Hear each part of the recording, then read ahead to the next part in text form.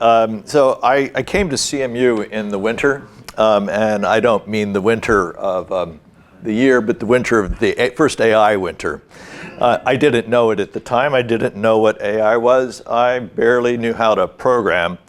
I just finished my introductory programming class in Fortran, and Raj had asked the graduate students who were the TAs to identify a number of students that he could hire, and so I was one of them, and it changed my life forever. I do want to sort of dedicate this presentation to Raj, so definitely a person who made space for me to be the person I was meant to be, and for my father, we'll talk about him in just a minute, and to XD also, who plucked me away from Raj and took me out to Microsoft. As somewhat unlikely programmer, I was meant to be a chemical engineer. I knew nothing of programming when I came to CMU. My first computer was an HP 25C, which I bought so I could be an effective chemical engineer.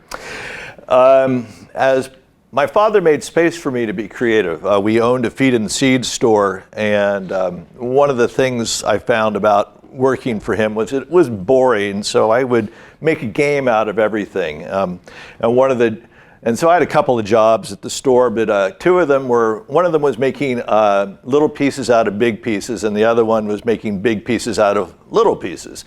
And by that I meant we would get feed in these large 100-pound lots, and I'd have to divide the feed bags into small lots that would be sold to our customers. So I gamified it. I basically came up with a pipeline processing method for filling the bags and getting them out to the retail store. On the other side, we would be shipped large truckloads of equipment that needed to be assembled and then again sold to our customers. And the way it was done, typically unbox it, assemble the piece of equipment, and then unbox the next one and assemble the piece of equipment. And I said, well, this is a complete waste of time.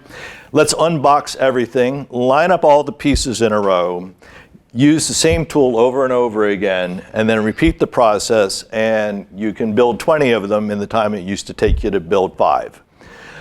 So little did I know that I was adopting some of the principles of computer science before I was taught them. So I did come to CMU, and Raja's already talked about how I was hired. If you see the Harpy movie anytime, the graphics in the Harpy movie were something that one of the projects that Raj assigned me to try and figure out how to lay out the network and some of the other visuals that Ralph Guggenheim was going to use to create the movie. They kept asking me to bring another rock because they didn't like the way the visuals were laid out. So eventually they went to a more manual system. But one of the things that Raj taught us, and again, like as I said, I knew nothing. But he did say, the first time you do a job, go ahead and do it by hand. You may never need to do that job again. But if you find yourself doing the same thing again, stop and create a system or a program to do that. And so that was really in the CMU culture of saying, how do we make it possible to make progress faster? How do we experiment faster and create more systems to discover what is that optimal speech recognition system? And so a lot of my role in the speech team was the glue that kind of made many of our graduate students and researchers more effective. I would build signal processing workbenches, display workbenches. Eventually, they let me play with the recognition engine. Not that I wasn't playing with it already on my own. And that led me sort of to continue to adopt many of the principles I was learning at the time. And there was, as we were getting into that area of parallel pipeline processing, that's a lot of what inspired some of the new recognition architectures that I developed first at Carnegie Mellon. And that was really driven towards this idea is not only did speech recognition need to be effective and accurate, but it needed to be real time in order to ultimately be an effective product for people to use and to be compelling. And I know the bakers found that the faster the system was, the more accurate it appeared to be. I don't know whether that was, but I know we found that, and one of the reasons is because if you did make a mistake, you could correct it instantaneously if it was real time. So that was one of the big motivations in my career in terms of building speech recognition systems. Just a couple of stories from Microsoft, which is where I landed next, because I am the only thing between you and lunch. I think the thing that I know XD is going to share a lot. I'm not sure what you're going to talk about XD there, but my team at this point, XD and I weren't working directly together, and my team developed the Xbox technology that allowed the Kinect to do speech recognition.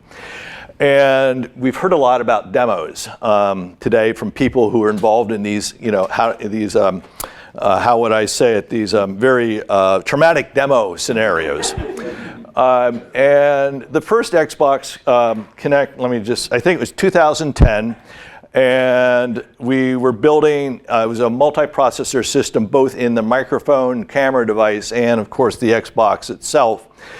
And that device that sat on top of your console or TV, that needed to run all the time, and it needed to be looking for the words "Xbox wake up." So we were like scrambling to make this work. The hardware wasn't ready. The software for the Xbox wasn't ready. And we're talking about this idea of being up all night. Well, my team was up all night for about 2 weeks. Trying to get it ready to go.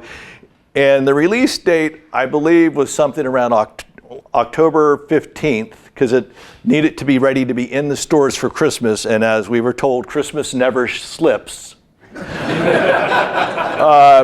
So we had the software finished on the 14th, and causing us to have that wonderful thing known as a day zero update. So you would buy your new device, and it says, before you can use your device, you must download an update so that it will work. So I say sampling stories here. So that's my story. That's from Microsoft. Told you a little bit about Carnegie Mellon, and I did mention one thing. I have retired about 4 years ago. And I'm still looking at squiggly lines, oddly enough. And I am involved in a reinforcement learning project. And it's rather personal. And it has a lot of high consequences if you get it wrong, because I've adopted automobile racing as my passion after Microsoft. And so we're out there on the road racing about 30 to 40 other cars and attempting to go faster than the other guy. And one of the interesting things, and I'll end with this, is that data and compute have resulted in the improvement of these cars here. 20 years ago, they were going around the track at about minute 40. And right now they're going around the track at a minute 30. And it's not because the cars are better. It's a little bit because the drivers are better. But most of it's because they have the data to analyze and understand how to be more effective at this role. And something I'm glad about is that so far computers have not beaten a race driver, although they will beat any chess player today. Thank you, Raj, and thank you, everybody.